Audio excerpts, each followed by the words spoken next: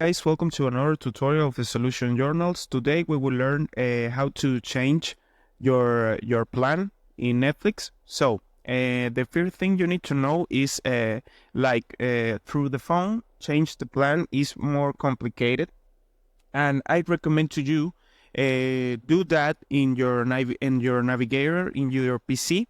But in the phone you can do that too if you go to your Google. But I explained to you this in some screenshots in the application. So I explained to you this, but I recommend to you do that through the PC. So when you go to your application, you need to go to the superior right corner in your profile.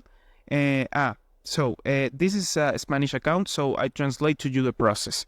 In this part where said cuenta, you need to go to the part of this is account in English. So you pick here, and you need to go to the part of information info about your plan. So you pick here, and you can change your plan, and Netflix show to you all the plans. If you get this is the premium plan, you can change it to the basic plan, for example. Of the middle plan is more simple, and the pay is a more down. So this is the process. I hope this tutorial was helpful for you.